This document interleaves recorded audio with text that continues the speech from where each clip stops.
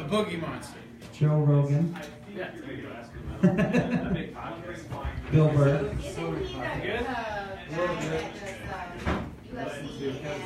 He is. Uh-huh. Joe Rogan. How do you like Joe Rogan? You leaving? My blood sugar's so low, man. They have snacks upstairs, yo. Where's your Wilford Brimley thing? He's like, I was just letting you get a fuck out of here. Alright, go ahead. Be safe, man. We're live? What the fuck, man? Oh, it's you fucking guys. Hey, welcome to the Toddcast podcast. My name's Todd Baysinger, everybody. How's it going? My name is Bernie Sanders. Not here. I'm not supposed to be here. How you doing, Tony? I'm doing pretty good, man. The apocalyptic cold stopped all of a sudden, and we can go outside again. Yeah, that's nice. Yeah. It's supposed to get cold again. It's fucking raining outside. Oh, dude, that's terrible. I live on a hill that's like 45-degree angles, and I like bust my shit almost every fucking day trying to leave my house to do anything. Where do you live? On Wallace, so like. Oh, really? Yeah, the main street is. Dude, you live so close to me. Yeah, I mean, I live on one of the off streets of it, so you cut off of like a 45-degree angle. What street do you live on? Adele. Adele. You know where that is? Where is it by? Is it? It's by a park Yeah, it's really hard to miss. It's down the street from the college. Like the park that's like. Yeah, the one that's hidden, kind of. Yeah. I know what you're talking about. Huh. So that's like up, like at the top of the hill then? No, it's towards Lake Bluff. Oh, okay. That's where I live. I live on Bluff. Yeah. Bluff and 10. Cool. If you want to find it, anybody that's listening, just wait for the sun to go down, and there's usually a couple of barrels that are on fire and homeless people that are trying to keep warm. But it's also kind of eco-friendly because they're also using that fire to heat their crack pipes, which saves on butane and lighter fluid waste, which is kind of green. You know, it kind of helps the environment a little bit. They're burning kale. They're vegan bums. Vegan bums. The rats they eat are grass-fed. I didn't know you live so close. Where do you work again? Right now I work at a Pepsi warehouse, but I'm actually getting a job as a security guard that is so tight that I can't actually like talk about where it is. It's this big secret facility and shit, and it's right outside of town. And okay, so this is the job description. We're outside of town. We need you to patrol an area that's the size of 60 football fields. And because we're outside of town, you are the acting law enforcement, EMT, and fire department. So that went from 0 to 60 for $12 an hour, but sure. Officer Tony. I'm a super trooper for sure.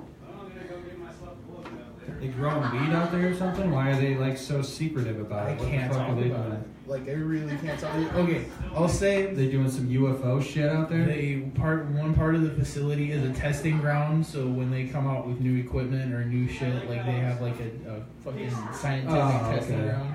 And so it's just like we don't want our competition to steal our fucking ideas and stuff like that. Well, the guy that's hiring me was telling me about this time that he's sitting in the main guardhouse and a car pulls up to the main guardhouse that he's never seen before and puts the brights on just on the building. And on the security cameras, he's watching 5 brand new different vehicles, all of the same color of white, just going around the parking lot. So he calls his boss upstairs like, you know, what do I do? And the boss is like, I don't fucking care. Don't worry about it. So he let it ride for a minute, and then it went long enough that it bothered him. So he goes out to address the first one that pulled out to the black vehicle, and they all scattered all at the same time. They all split. So there's some kind of espionage aspect to it. So I feel like I'm in over my head, but it should be fun. It should be a lot of fun. Gotta set some traps and shit. Set some bouncing betties and like some Call of Duty mines and stuff like that. Some Modern Warfare 3 stuff. That's fun. So how have you been, man?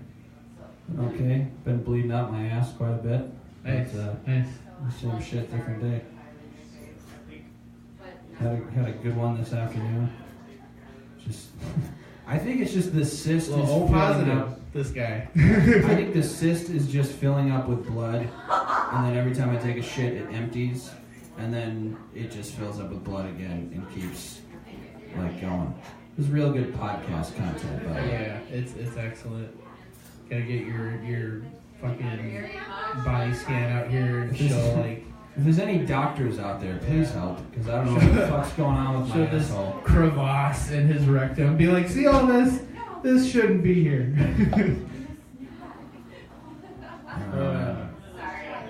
Fuck. So tonight could have been better, but could have been worse. I feel like we've had. Oh, we've definitely had worse shows. Yeah. Like, we've had shows that get like, I don't know if you were out in Bellevue with us that one time. No, you guys told me that the crowd was like offensive. They were like, it was the night of homecoming for whatever high school was in town, so everybody was fucking hammered. And plus, one of the guys who was like a son of one of the owners or something like that was about to ship off for military stuff. So He was, like, he, was like, party. he was like 18, so it was like his first time leaving, and it was like, we're gonna put him out, you know, we're gonna like show him a good time on his way out and stuff like that. So everyone was hammered, and like I would start a joke, and people would just start yelling at me, being like, "Wow, what are you talking about?" And like, it was fucking awful. That was probably one of the worst. Well, no, that wasn't the worst show I've ever had, but that was up there. I feel you, bro. I feel you. And I wish I could blame that on Trump's America, but you know, it's a common problem in the entertainment business that like when you want to do anything that you have to attach to alcohol somehow, a lot of the times the crowd just isn't fucking there. Yeah. Tonight that wasn't the case. Tonight was just No, like, yeah, there were just not a lot of people that were entirely engaged. yeah. No, I don't know what the deal was, but they were just kind of like they were there and they felt awkward. I don't know. Like I feel like they were afraid to laugh, sort of. Yeah. Did you find it? Thanks. But yeah, probably the worst show I ever had was one that Jeff set up. Yeah. At, I've heard some tales about the things that Jeff sets at the up. Beer Stoop. Are you taking off? Yeah. Okay. See you at home. Drive safe. So 3 blocks. But yeah, it was one that Jeff set up at the Beer Stoop, and it was like the entire bar was probably the size of this room, and there were 2 people there that were both like 75 years old, and it was just us comedians, and there was no microphone. There was no sound system. There wasn't even a stage, so we were just like standing in the corner of a bar and being like, "Hey guys, so how's it going?" Yeah. And, See, Jeff don't give a fuck. He set up, okay, so you guys knew better from your experiences, and then I came into town and fucking Jeff said there's this thing at the driving range, which is the golf You did that course. one? Yeah, I went there and I was the only fool of us that showed up, and just like you said, there was no mic, there's no stage. They wanted us to just kind of stand there and talk at like the bar. And the bar was just a group of people that all knew each other and were all like shouting over me to get me to shut up. Like I said, my nephew. Yeah, that was at a point where I wasn't really like super confident in what I was doing, and everyone had heard my material already, and it was like a new bar, so I was like, okay, I'm gonna do all my old stuff that I know kind of works. And then I went up there, and it was just comedians and then 2 super old people. And I think the first joke I had was I had this really, like, 'cause it was a German bar, so they had a bunch of German beers, and I got this really dark, like, you know, legit, like, OG German beer that was actually really good. And I, like, went up there with it, and I was like, yeah, you know, this is really good. I love this beer. You can really taste the dead Jews. Yeah. And all the comedians died laughing, and then the 2 people that were there stood up and walked out. And I was like, I can tell what kind of a show this is gonna be. I looked at the rest of my jokes and I was like, everyone's heard these jokes. I'm just gonna get the fuck off the stage. And I was up there for like a minute. It's a weird fucking thing to do with your life. Yeah, all things. It takes all kinds. Fucking, I went to one time where the room was all comedians. It was a room about the same size. All comedians. And, you know, we're all a good crowd for each other. And this one fucking guy goes up and he goes, all right, so I know this is supposed to be a comedy night, but I didn't prepare any comedy. I wrote some poetry. So I'm going to do some poetry for you guys. And he read some poetry out of his notebook. Like, it was exactly what you didn't want it to be, just long, boring poetry. And like, all right, that's my set. You guys have been great, thanks. And just gets off stage and like... I could never do that. Yeah. He's just like, well, I know what you guys are here for. It's not what I have. So I'm going to give you just what I have, because fuck you guys. I mean, I've done like poetry stuff, but it's been like stupid little like 2-line like comedy stuff. But yeah, I could never go to even a poetry open mic, just sitting up there and like how fucking awkward that would be with all the silence and shit. Pour your heart out to all these random ass people. If they don't like the depth you get to, or how do you even tell if they like your stuff? Like you'll just be up there and then you'll be done with it and then they'll be like, okay, give it up for fucking Sebastian or whatever. Yeah. There's probably a couple of you out there named Sebastian. Yeah, fuck you. Quit going to comedy open mics and ruining it with your deep insight about the world. Tell a dick joke once in a while. Fuck. I should do that. I should go to the Seven Hills open mic and write this long poem that's like all flowery language and all types of shit, and then at the very end just have like a lame dick joke. That's my time, everybody. Thank you. That'd be great. Yeah, Seven Hills is a good space. I feel like, so one thing I really want to... Have you gone there? I went there the last time or not? Not the last time, no. I might go there tomorrow.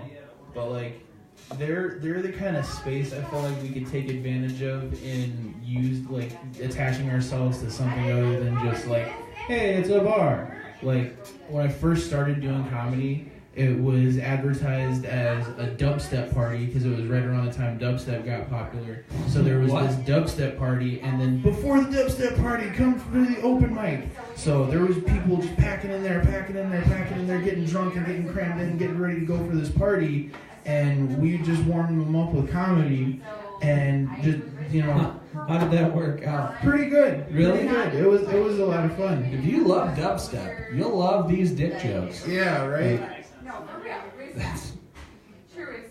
I don't know. I don't know what got those two things together, but it was great in that there was a crowd built into us being there. And I feel like we should like, for here, there's a fucking painting of a wizard right here from a magic card. We should have like a magic tournament in this basement, and fucking nerds galore would pack down here to play magic cards, and we could follow it with an open mic. Psych, bitch, we're doing some fucking comedy. Kill you for level 12 mana. Yeah. You ever play Magic the Gathering? I did a little bit. I don't remember anything about it.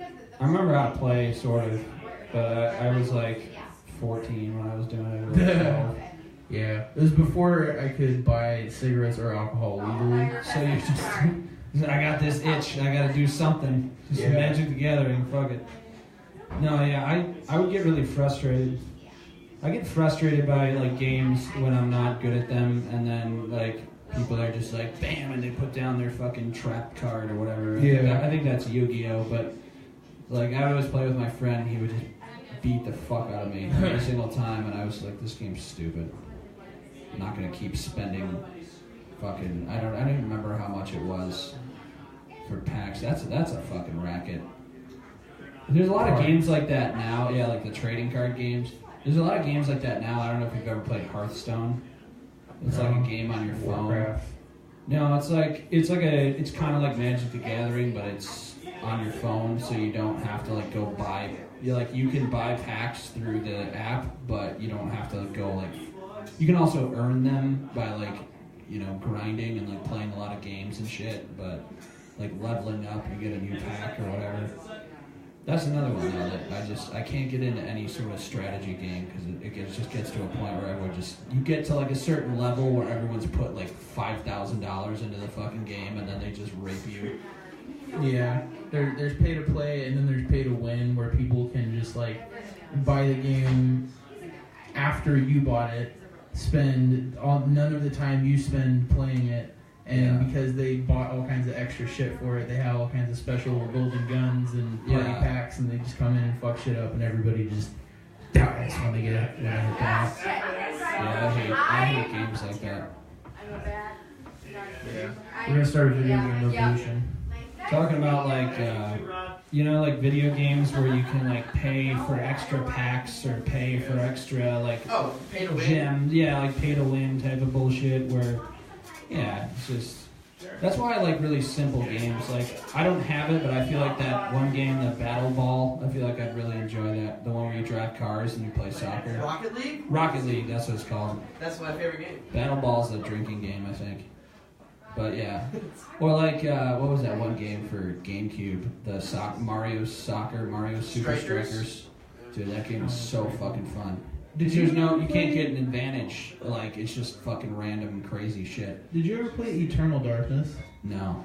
Is that like a story game? It was a story horror game that only ever came out on GameCube, and it's fucking terrifying. Like, you never really got into the horror games too much, but... It's not, I mean...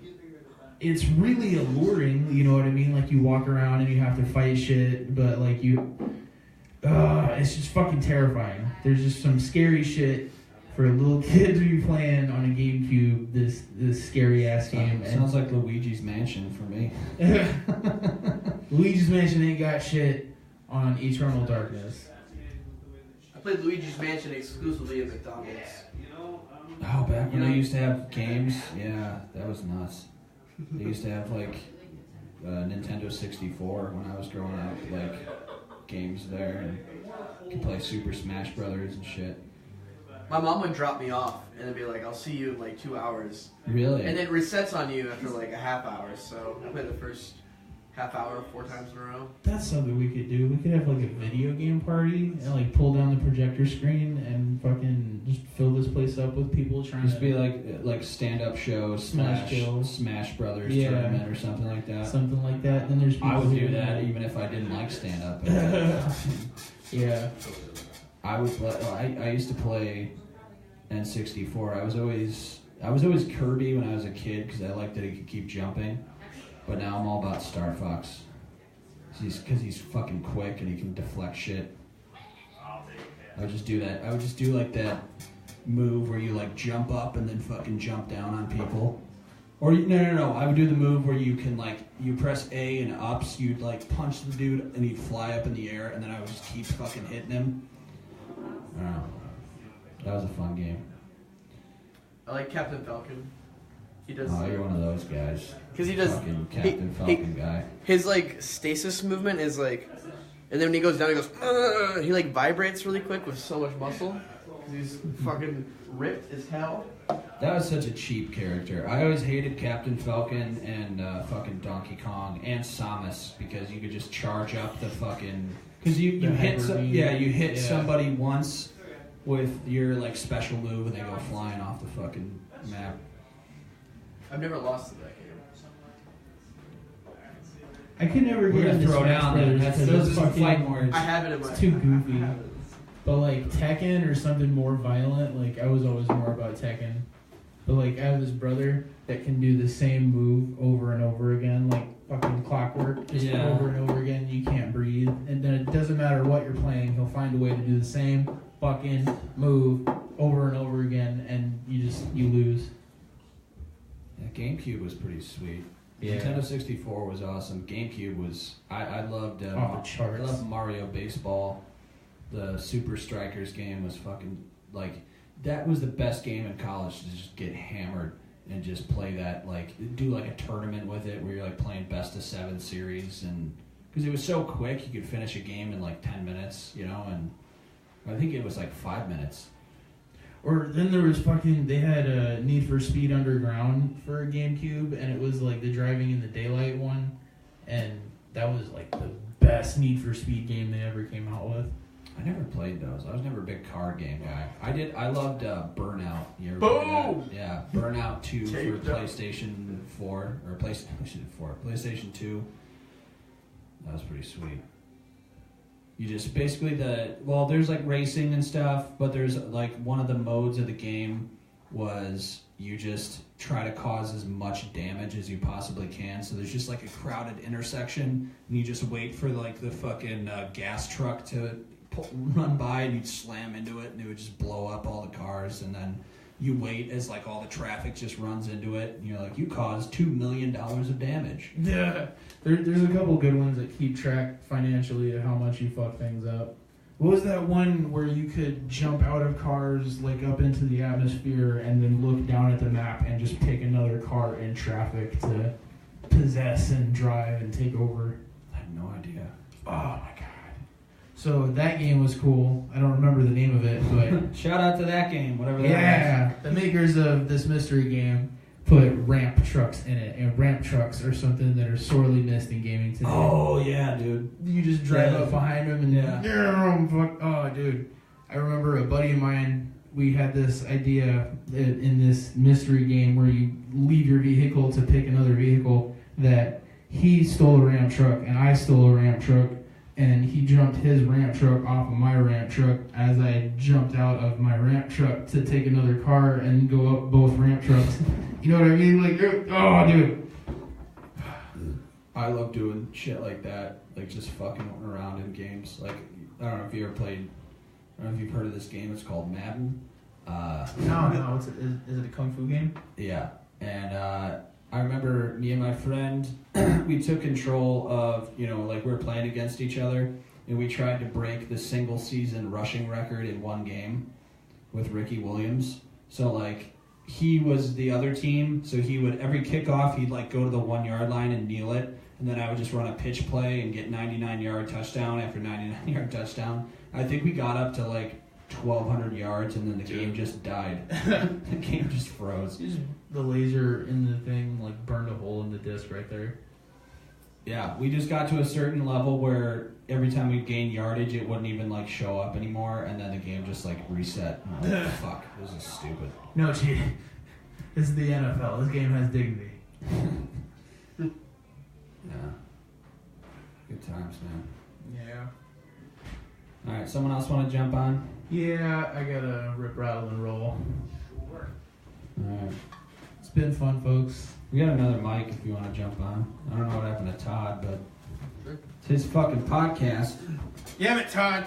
I'll have some conversations. Where you at? Right there. Are you going to swing around to that side or in the middle or whatever?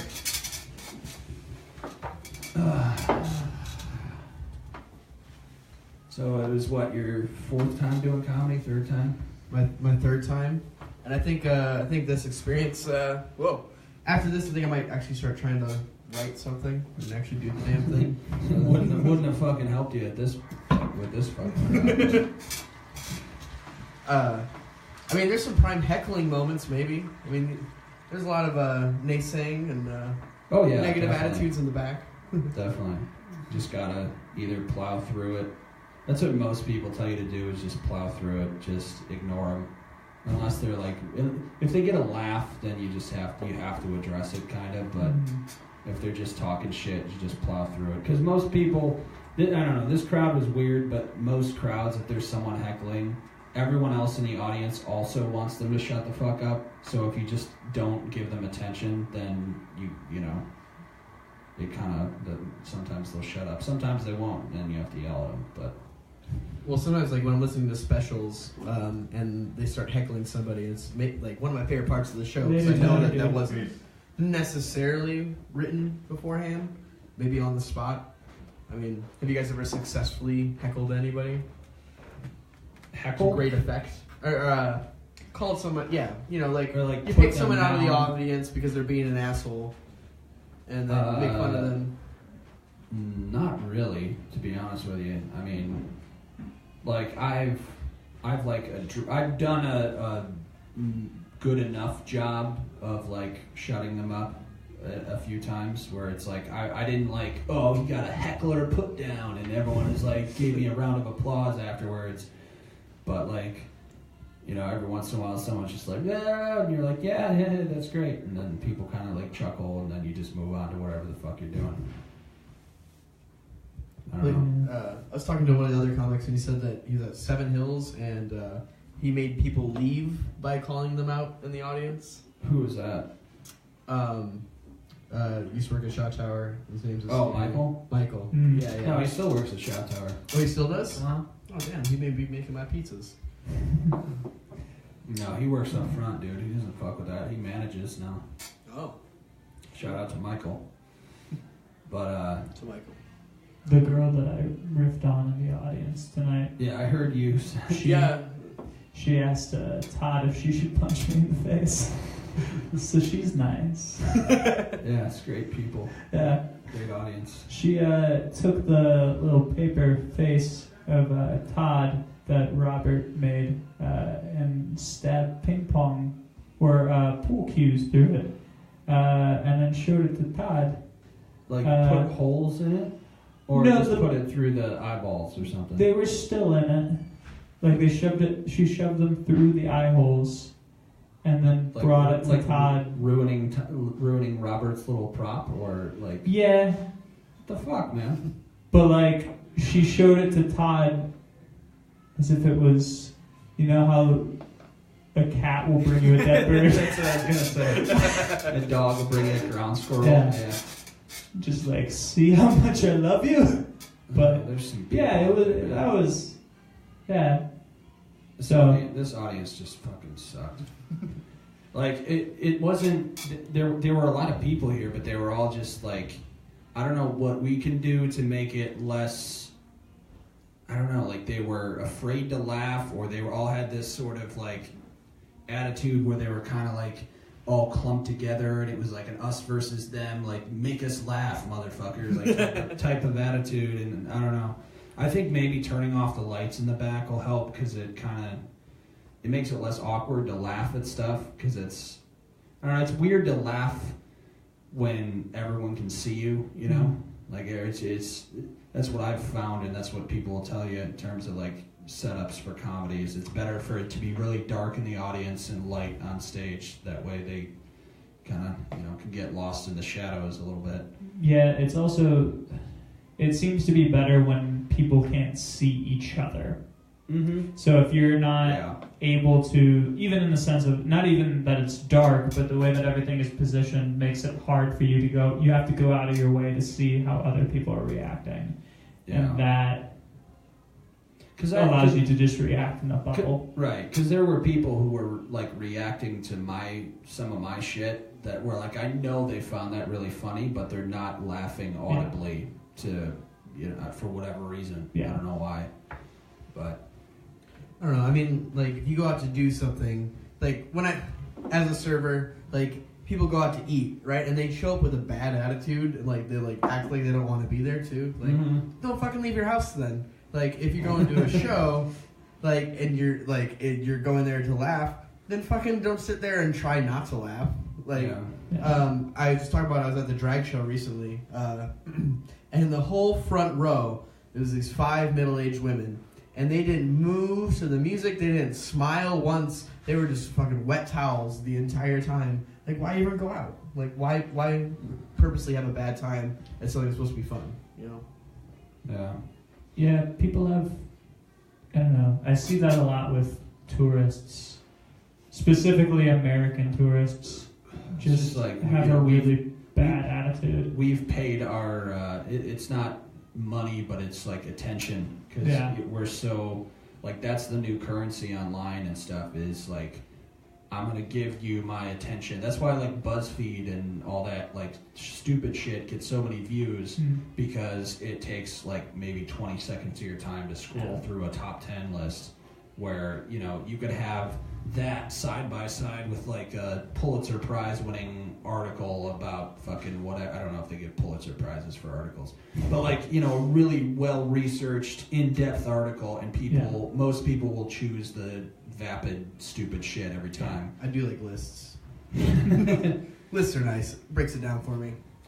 Yeah. Well, humans like lists. That's just a psychological thing. Yeah. You know, we like to have things broken down into more easily digestible sort of formats. But I think part of that with comedy, it makes it hard because most of these people, it's probably their first time being here. They've never seen open mic comedy. They've seen like comedy specials probably, so they think that everything is supposed to be like super polished and really like well structured, and it's like the people you're seeing in comedy specials have been doing this for 25 years and they went through what we're going through now, and I don't know, I feel like maybe sometimes they don't understand like what they're watching. They just expect it to be like, this isn't as good as Netflix, why did I come here? It's like, well, yeah, because it's not. Right, like even like hesitations like in comedy specials, like that's planned out. Like that's everything that they do is something that they've planned ahead of time. So yeah. And like tonight, I was trying. Most of my jokes tonight were things that, like, I knew going in, like, this is probably not going to go great. Like, I know I'm not going to kill tonight, but it's a bunch of jokes that I've sort of halfway worked through that I wanted to just try again and see if I got anything from. So, and that's like, it's hard to put on a good show, but also work on your material at the same time. Yeah. Because if I wanted to, I could just go out here and do my best material, and I do, like, pretty decent every single time, but that's not going to make me better as a comedian. So I have a question for you guys. So when you're writing stuff, you pull from real life, obviously, but like, do you embellish or falsify information? Oh yeah, for material. I haven't done that yet. All the and fucking time. I assume that that's part of it, and I just haven't done it yet because I'm like, oh man. Because not everything is obligatorily funny. Right. Like you can see a kernel of something. Like my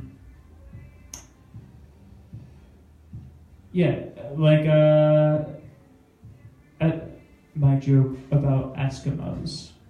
I don't actually think that they're stupid for living where they're living. I do. Yeah, definitely. I admire their the fact that they're sticking to their way of life. But it's not funny if I say that. Right. Yeah. It's not funny if I say, look at them, they're trying so hard, they're sticking to the way that they are. Like, that's awesome. Like, that doesn't get a laugh. Yeah, that's just like Me pointing out things and then making them sound more fantastical than they actually are is what makes it funny. And that joke's not even that funny, but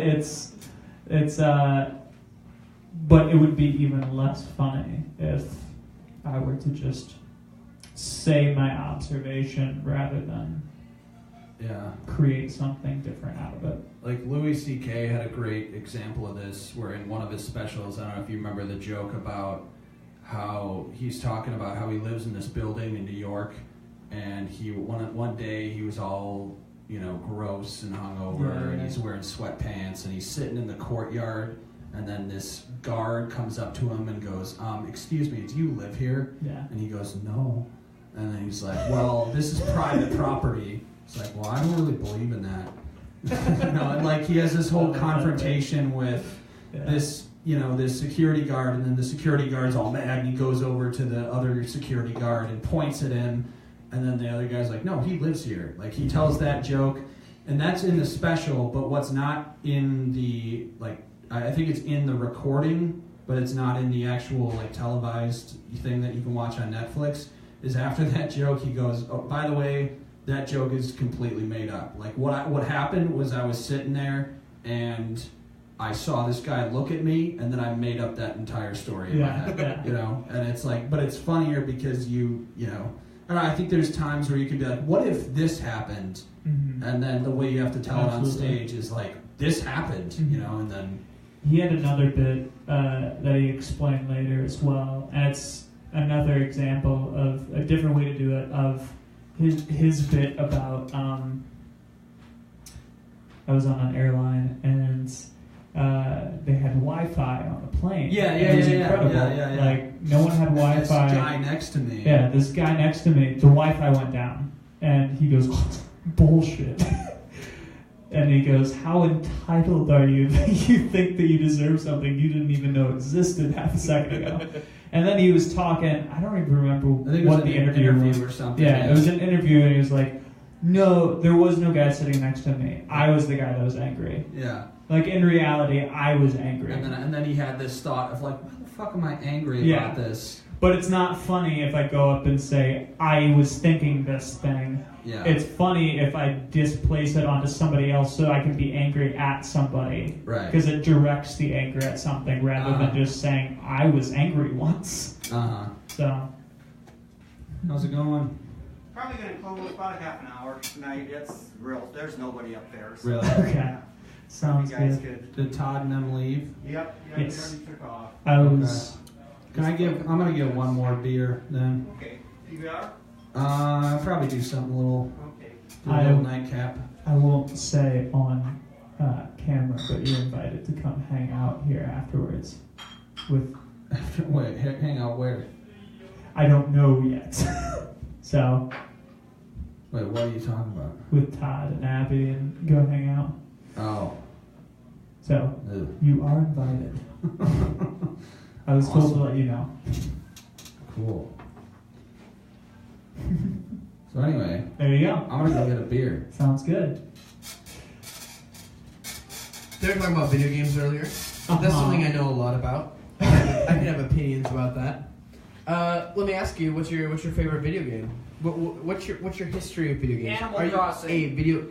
Animal Crossing? I actually really like Animal Crossing. It's really therapeutic. It really is. I just go fishing the entire time. That's it's like third life or second life kind of thing, right? My favorite game currently or my favorite game of all time? Oh, we can do both. I'll talk about both. I'm not a super in-depth video game player, and I haven't really been my whole life.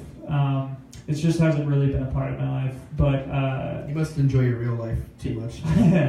Something like that. But I enjoy. Every once in a while, I'll get stuck into a video game, and I'll really like playing it. My favorite game currently, and I haven't played it in quite some time, but is probably Bloodborne.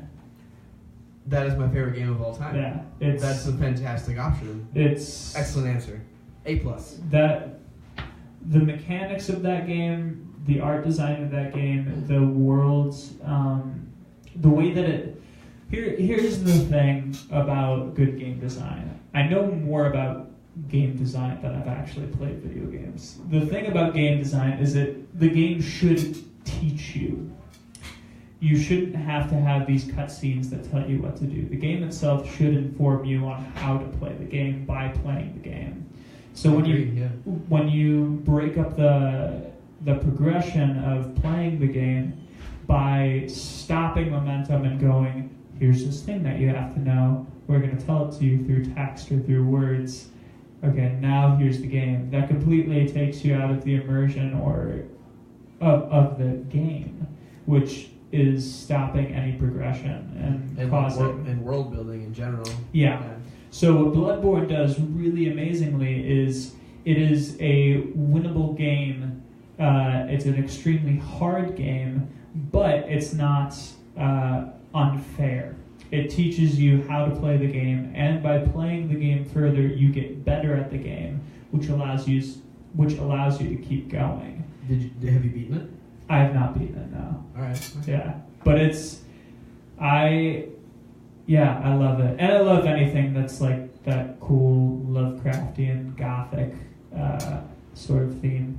I'm really into that. So have you played any of Miyazaki's other games? The Dark Souls series? Yeah, I have played the Dark Souls series. Out of the Dark Souls series, I'd say Demon Souls is my favorite. Oh, OG. Yeah. I think it didn't really improve past that. I'd say the only one that comes close to it is Dark Souls 3. That one he did well with. But The original Dark Souls is good. Obviously, Dark Souls 2 is hot garbage. Hot garbage. For sure. Because it's not the things that I just praised Bloodborne for are the exact things that are wrong with Dark Souls 2. It is just a bunch of OP bosses, and that's it. There's no formula. You can't win it by learning. It's just mostly luck, and that's really frustrating. People cling to that one for the player versus player community. Yeah, that's like the only good thing about it. What are you guys talking about? Video games, Dark Souls and Bloodborne. Dark Souls. Yeah. Bloodborne. I've never played them, but I know. I heard kind of what you're talking about. How like games should teach you how to play them rather than that's the thing, or rather than tell you. Yeah.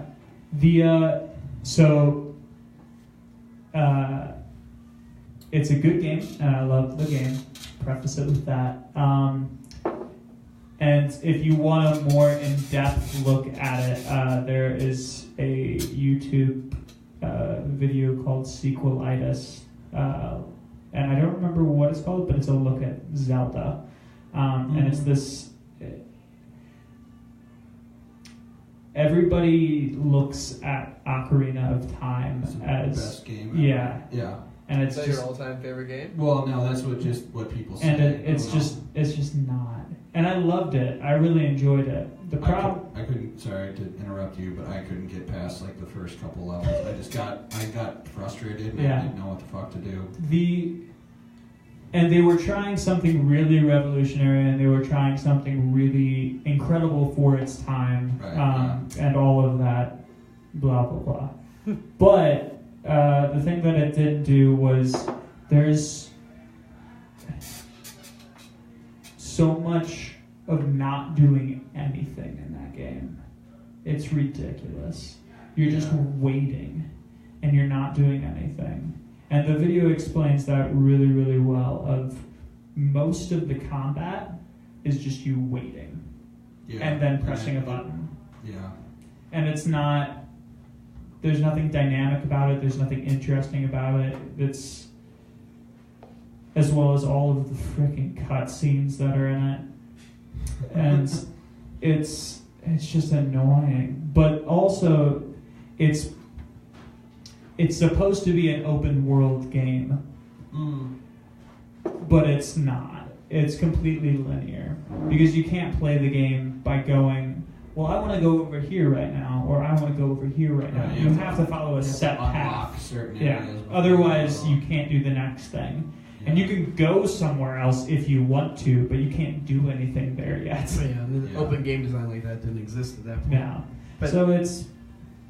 Yeah, that's the thing that's really awesome about Bloodborne is there are so many side paths that you can go on. It is somewhat of a linear game, but it's a game that's linear because there's a lot of backtracking involved. Yeah, it's a maze. As well as, but there are separate paths that you can go down. And once you get past a certain point, you can go into all of these different places very freely. So that's a single player game. Yeah. If you're having like a party, a bunch of people together, and you want to play a game together. Oh, Mario Kart all the way. Mario Kart? Mario Kart. Have you guys ever played Mario Party? Mario Party? Fuck Mario Party. The original one before it got super complicated. The original one was cool. Yeah. I've always had a bad time playing Mario Party. Well, because I've never won. You'll be ahead the entire fucking game, and then some bullshit will happen in the last two turns, and someone will win the game, and then all of a sudden they win. No, Mario Kart's great. In college, we'd play a drinking game. You guys know about drinking games earlier, but we'd do drunk driving.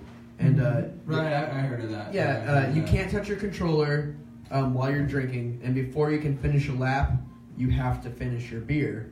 So it's pretty strategic. You gotta do I drink it all right away? Do I get right in front of the line and then drink it and then do the next lap? It's pretty fun. It's a good way to get real drunk. If you're into that type of thing. Yeah, if you're into that too.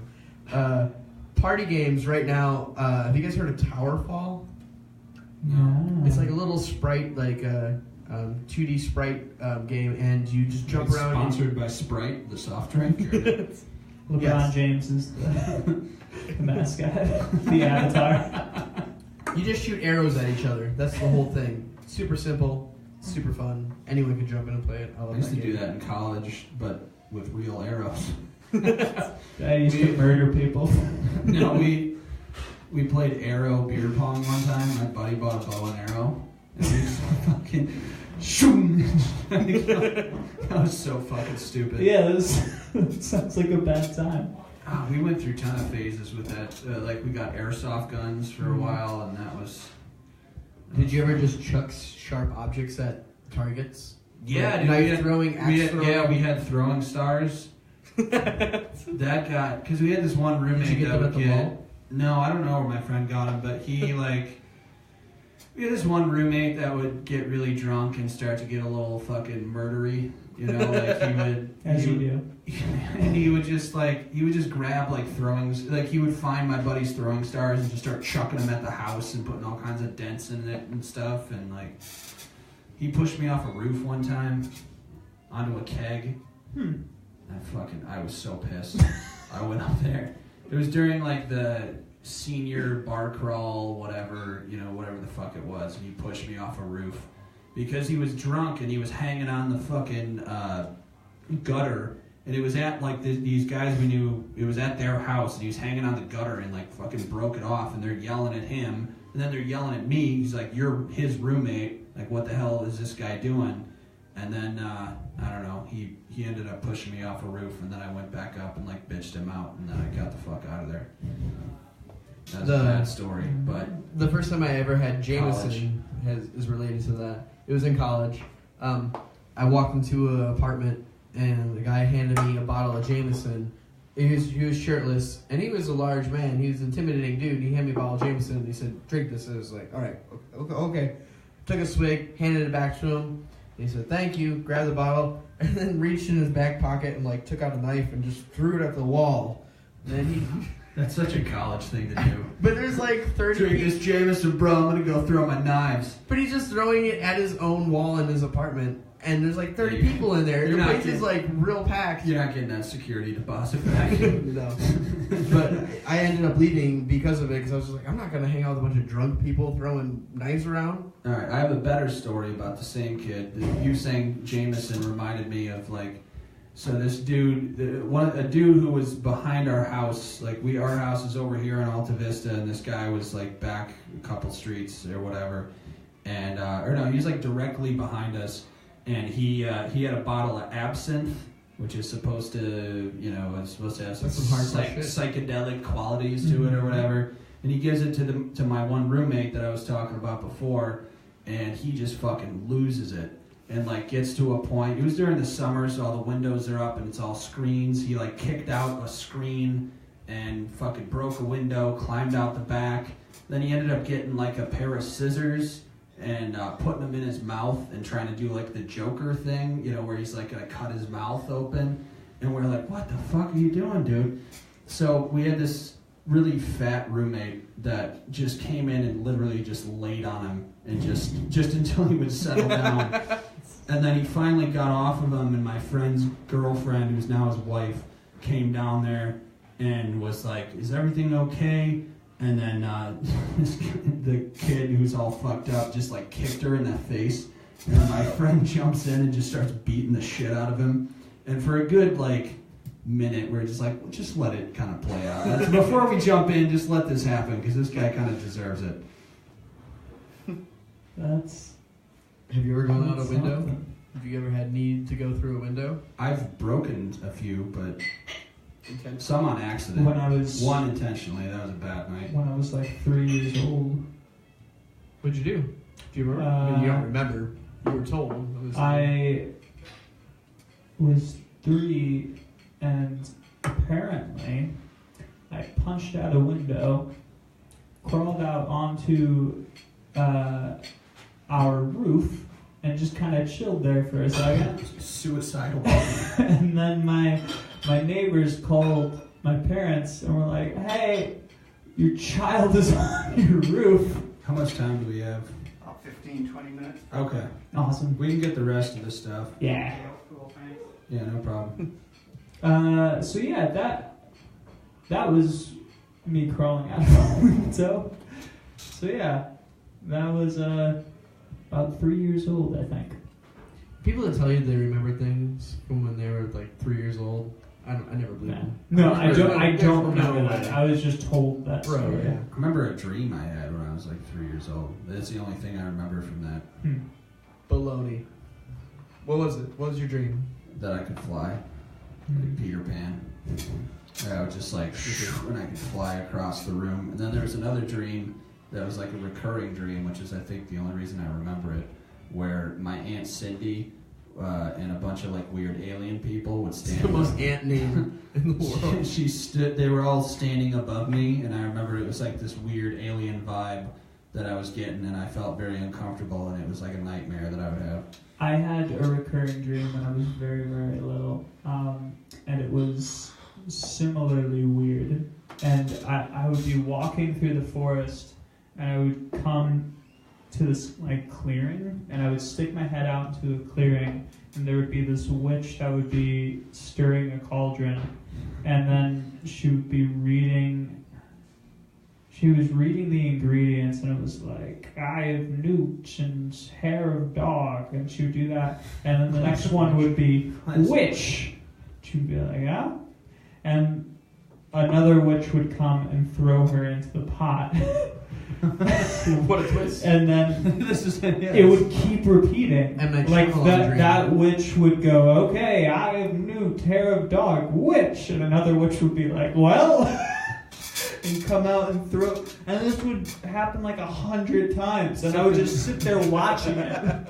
And this went on for months and months. What does it mean? What's the I don't know. this message? It's like a bit from the movie Airplane or something. I was coming up with bits at 4-year-old. You dream in bits. No, it was, and it wasn't like scary at all. It was just really mesmerizing. I was just like, wow.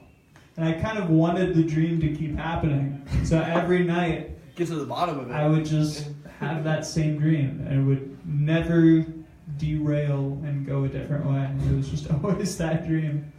I've never either had a dream or remembered a dream. I say never had a dream, but it was like, you don't remember. I'm like, all right, well. But you'd remember if you had a dream. I've never woken up and like, oh, I just had a dream. What was it about? No memory. You've never had like a sex dream before? No. I've never woken up with a sploogie in my business. But when I was younger, I would sploogie in my business. I say I have a sploogie in my business. And then the strangest thing happened.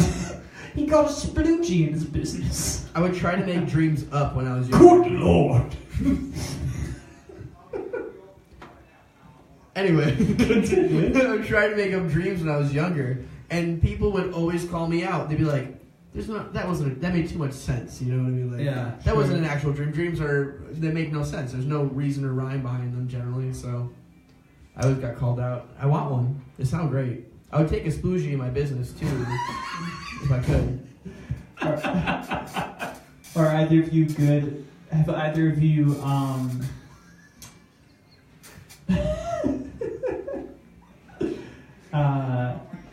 shoot, what is it called?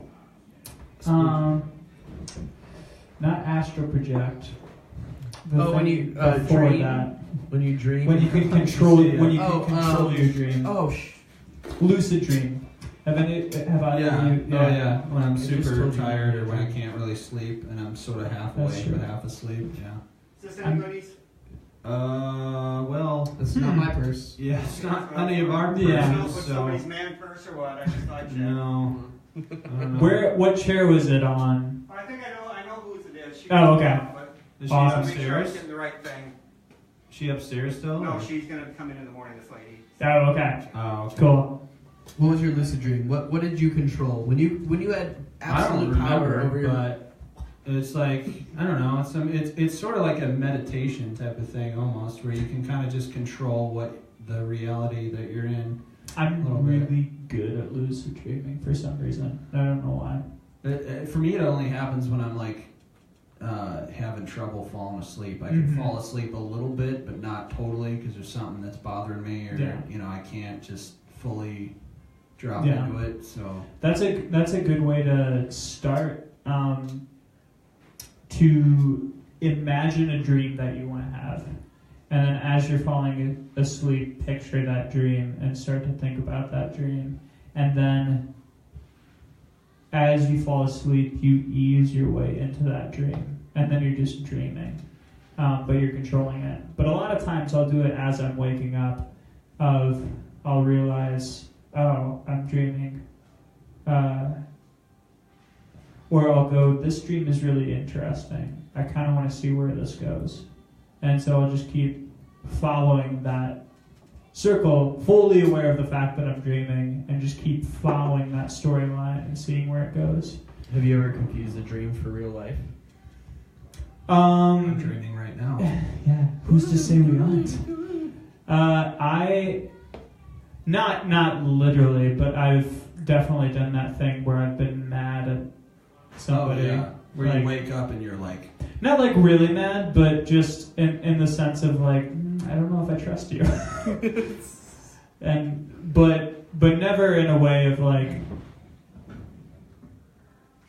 yeah, I don't think I have. Sometimes I've like dreamt that I got into a fight with like a girlfriend or something, and then I wake up and I'm like, fuck, I gotta deal with this. And then I'm like, oh, sweet, that was a dream. That's definitely happened. Awesome. Yeah, of just you getting into a panic and thinking of a real life scenario, like, and then like, oh my god, I have to fucking deal with this shit now. Yeah. And then you realize, oh no, it was just a dream. And then you wake up and it's like, oh yeah, that thing that happens when I close my eyes. Yeah. I had an ex-girlfriend that would talk in her sleep, and I would have legitimate arguments with this person, not knowing that they were not awake. And My brother the would next do day that. they'd be totally fine, and I'd be mad at them like for half the day before I'd like have like the stones to be like, you know what, that's still bothering me. Let's bring that back up. She's like, I have no idea what you're talking about. My little brother and I shared a room when we were really young. How old's your brother? He is currently 16. Ooh. Yeah, so. Big 1-6. But Is he like you, or is he a party animal? no, he's much more sedated than me. Sedated? Yeah, he's much more tame. As far as like... More tame than you? Yeah, he's even more You have British. the softest voice. Was he a of anyone bowl I've of met. pudding? Yeah. No, he's even more like... I don't want to say sheltered because that seems mean. Yeah, he's very much a stay in his lane type of person. But he's also very different from me. So we're not really that alike. But we would be I would be just kind of laying there in my bed, and there was one night in particular, he would have night terrors every once in a while, but there was one night where he just so quickly just shot up, stood straight up in his bed, so he's standing there in his bed, and he's facing his wall, and he goes, and I was like, Denver, you alright, bud? And he goes, and he like looks at me, and he goes, and then falls back asleep. And I thought he was possessed. I was really terrified. But I went to my mom. Apparently, I would sing John Denver songs in my sleep.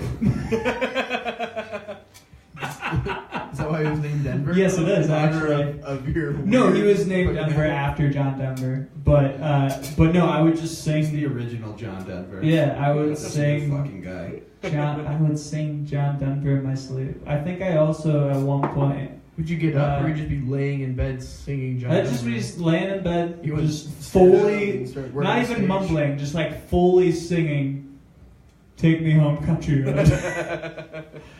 But I think I sang some Jimmy Buffett stuff as well when I was asleep. Yeah. Are these your parents' like type of music, or is this? Yeah. Is this just, you were a kid? No, I was super into it. into I was into it as a Denver? kid. Yeah, Yeah? of course. Still? It was. Yeah, I'll mess with some Jimmy Buffett.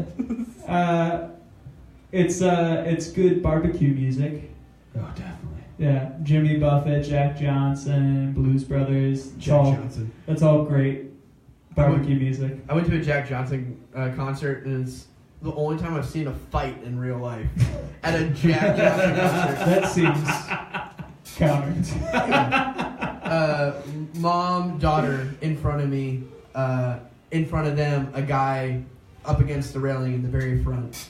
And this woman's trying to get her daughter to the very front because she's short, she's a little girl, and the mom's like sick of holding her. And so she's like basically shoving her daughter into these dudes.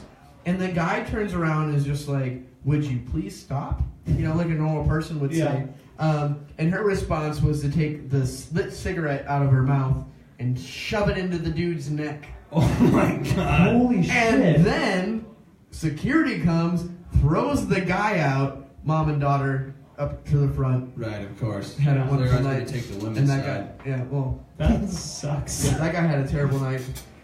And beside me, it was a wacky night. Beside me were two dudes in hazmat suits who were, what's it called when you smoke a bunch of weed in a small amount of area and get high continuously? Like, Hotboxing? Hotboxing. They were hotboxing hazmat suits. And And they Jack slept. Johnson concert? They slept through 30% of the concert, and that's being generous. It was probably more like 50, but that was a good concert. I had a good time with that concert. Dave Matthews Band as well. It was great barbecue music. Mm-hmm. I could listen to Dave Matthews until the day that I die. We got to wrap this shit Yes, up. we do. Imagine you own your own small business, and your accountant comes to you and he's like, "Listen, I have bad news. I found a sploogey."